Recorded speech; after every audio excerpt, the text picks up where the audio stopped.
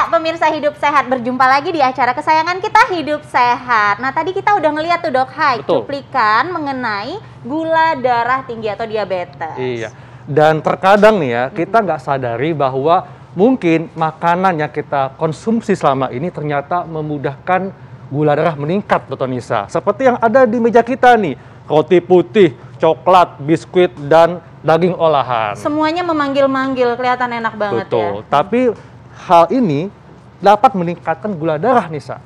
Nah, kita akan membahasnya, namun sebelumnya kita akan lihat dulu tayangannya berikut ini.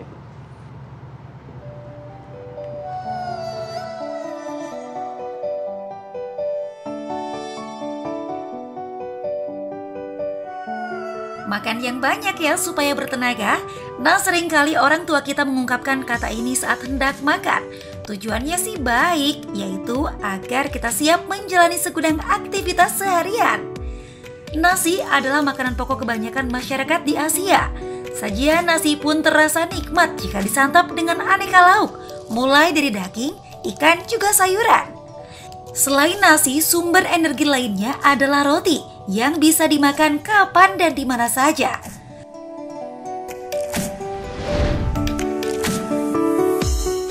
Pemirsa, pada dasarnya makan adalah cara kita untuk bisa sehat dan bertahan hidup.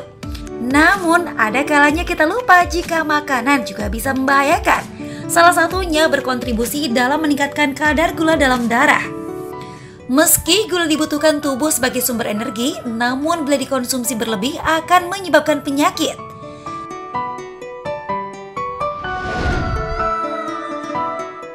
Tahukah Anda pemirsa, berdasarkan riset International Diabetes Federation, Indonesia berada di peringkat 7 dari 10 negara dengan jumlah pasien diabetes tertinggi. Per tahun 2020, prevalensinya mencapai 6,2% atau sekitar 10,8 juta jiwa orang menderita diabetes. Dan didominasi oleh kasus diabetes tipe 2, di mana gaya hidup adalah penyebabnya. Angka ini pun diperkirakan terus meningkat pada tahun 2045. Lalu bagaimana cara mengatur agar gula dalam darah tak meningkat? Makanan apa yang sebaiknya kita konsumsi? Dan sumber makanan apa yang aman dikonsumsi oleh pemilik gula darah tinggi? Bersama Dr. Feni Nugra, Hidup Sehat akan mengulasnya untuk Anda sesaat lagi.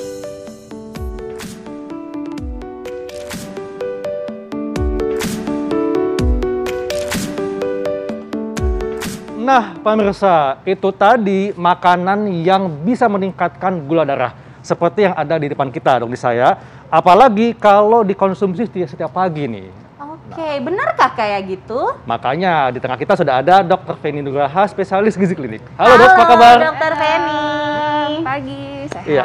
Dok, nih ada fakta mitos pertama nih dok.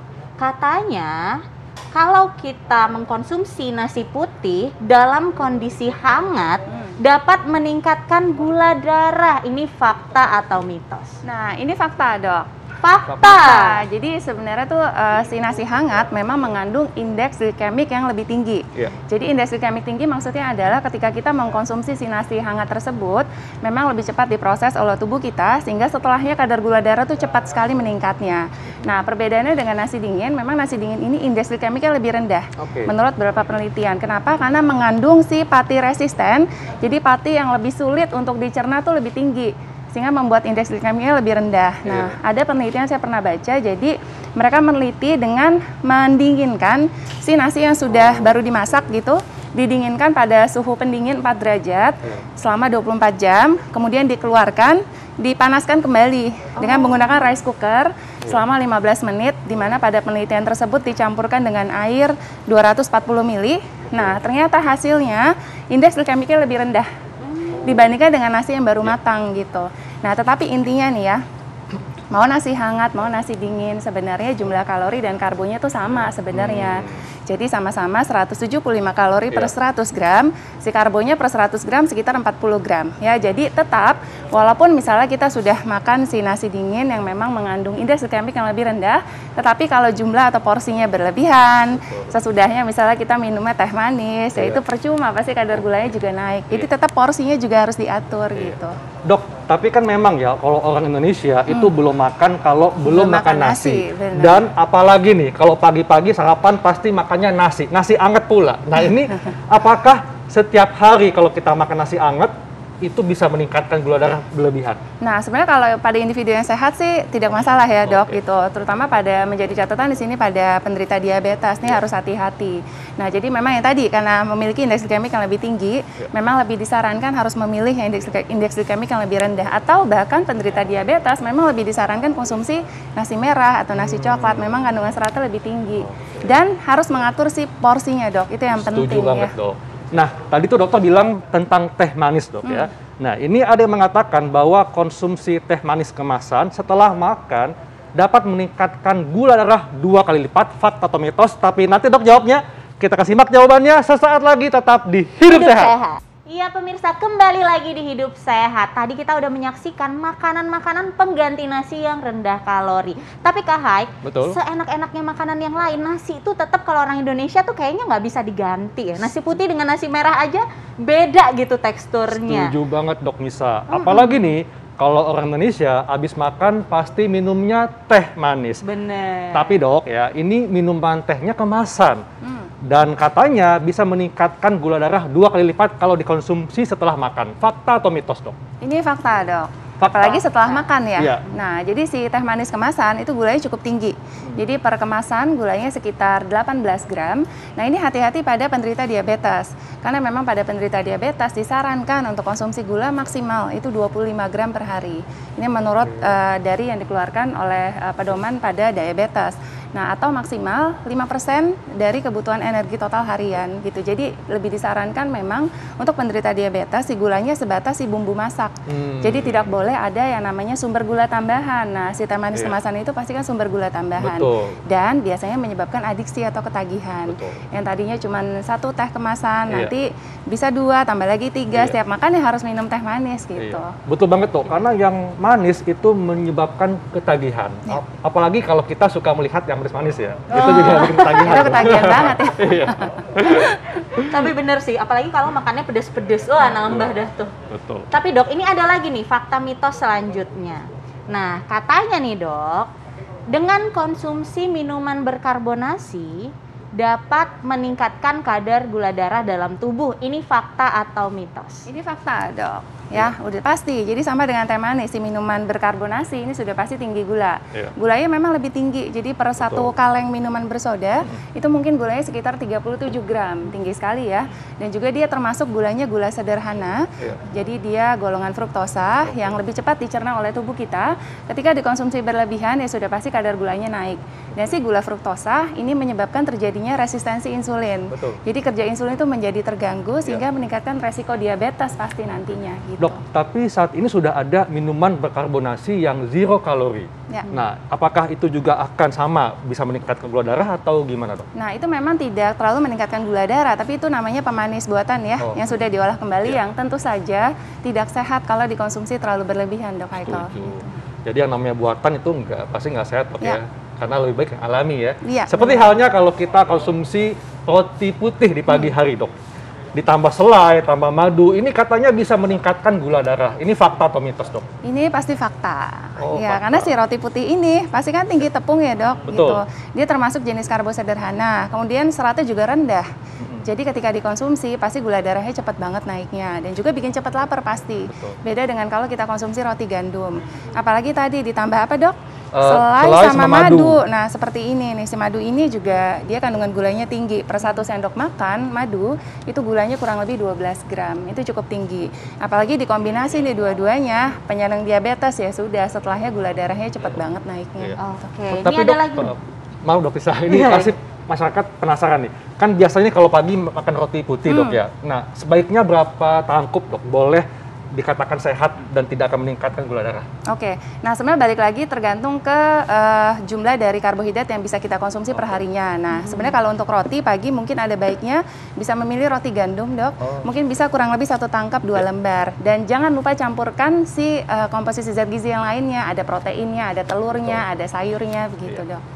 Ya, agar lengkap. akhirnya nih bisa menanyakan ini nih yang bikin penasaran nih pasti pemirsa di rumah, karena kebanyakan sukanya instan-instan, Dok. Bagaimana dengan daging olahan, Dok?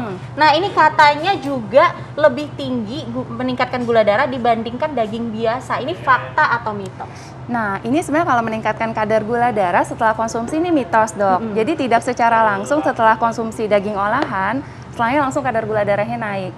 Jadi memang si daging olahan ini mengandung tinggi akan kalori pasti, tinggi akan garam, tinggi akan lemak yang tidak sehat atau lemak jenuh. Ketika dikonsumsi berlebihan sudah pasti meningkatkan resiko kadar kolesterol yang jahat atau LDL meningkat. Resiko obesitas karena kalorinya tinggi.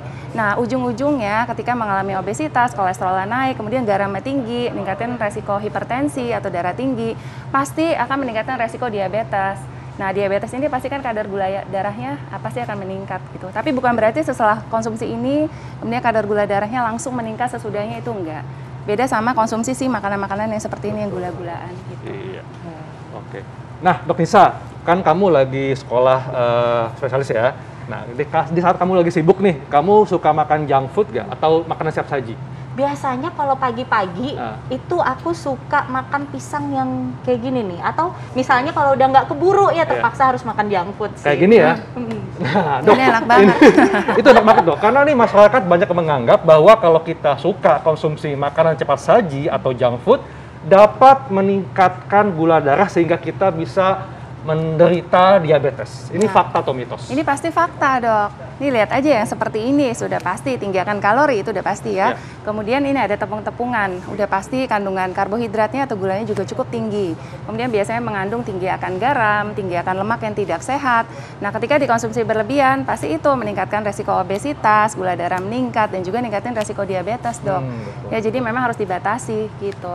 Ya, Dok Nisa ya. Iya, Ya, harus dikurangi ya walaupun sibuk ya, Dok. Betul, ya. Harus masak sendiri. Benar. Itu lebih sehat, Dok Nisa. Bener banget. Ya. Nah, ini ada lagi nih, Dok. Pisang, ini warnanya tuh hitam banget. Berarti kan mateng banget ya, Dok ya. Nah, kira-kira kenapa ada di sini nih ya? Ini kalau masyarakat pengen tahu nih, ini gimana nih kalau misalnya kita konsumsi? Nah, jadi hati-hati dengan buah-buahan yang terlalu matang, terutama pada penderita diabetes ya. Untuk individu yang sehat mungkin tidak ada masalah. Nah, sebenarnya buah yang terlalu matang yang sudah ada hitam-hitam seperti ini, dia memang kandungan antioksidannya lebih tinggi.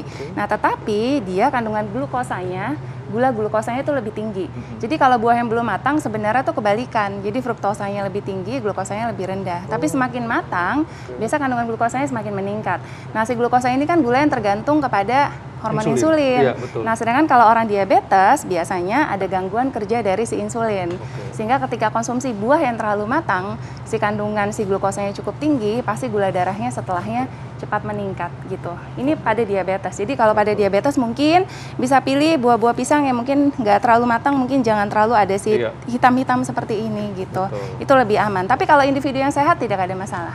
Jadi memang mesti menjadi fokus khusus bagi penyandang diabetes untuk bisa memilih buah-buahan yang tepat, Dok ya. Ya. Dok, sama halnya dengan mengkonsumsi kopi. Kan biasanya nih kalau kita minum kopi dicampur gula, tambah susu. Nah, ini katanya bisa cepat sekali meningkatkan gula darah. Ini fakta atau mitos, Dok? Ini fakta, Dok. Jadi sebenarnya kalau si kopi sendiri, kopi hitam itu mengandung 0 kalori. Tidak ada kalorinya gitu. Tapi masyarakat kita itu kan sukanya kopi susu kekinian. Betul. Ya. Jadi seperti ini menarik banget tuh kalau dilihat. Ini kan padahal si kopi ini campurannya ada susu full cream mungkin, ada creamernya, belum ada gula arennya gitu. Nah, ini sudah pasti tinggi kalori dan juga tinggi akan gula pasti. Jadi kalau dikonsumsi sekali aja mungkin pada orang penyandang diabetes ya pasti gula darahnya cepet banget naiknya. Gitu. Jadi harus hati-hati. Setuju, Dok.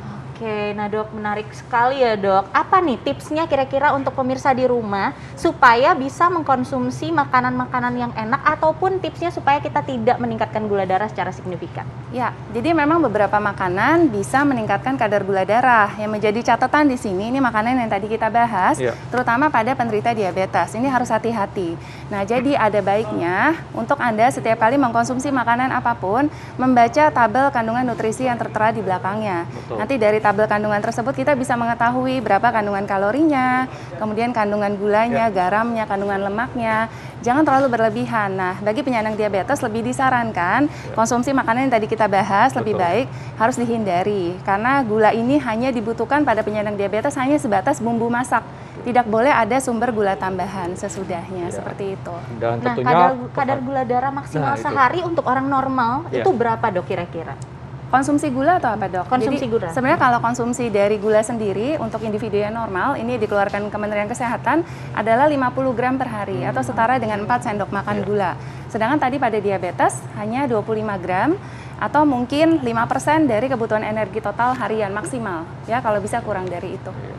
baik dok, terima kasih untuk penjelasannya. Ini sangat luar biasa sekali ya. Dok. Jadi intinya kita kalau makan mesti perhatikan jenis dan porsinya dok ya. Iya, benar banget. Dan tadi ditimbang-timbang Kak, lihat instruksinya dan tahu batasannya. Tapi dok Nisa, jangan keseringan nimbang-nimbang. Sama halnya nih, jangan terlalu sering bersih-bersih rumah. Nah, kamu tahu nggak? Kamu suka ini nggak? Suka apa? Stres nggak kalau melihat rumah berantakan? Ya biasa ya dok. Biasanya kalau cewek tuh melihat yang berantakan atau nggak simetris kayak gini nih, ini pengennya tuh rapi semuanya. Emang sih baik dok ya, tapi hati-hati nih. Kalau sampai stres melihat rumah berantakan ya, sampai cemas, itu pertanda adanya masalah pada kejiwaan. Wow, menarik banget nih. Kita akan ngebahas sesaat lagi. Tetap di Hidup Sehat.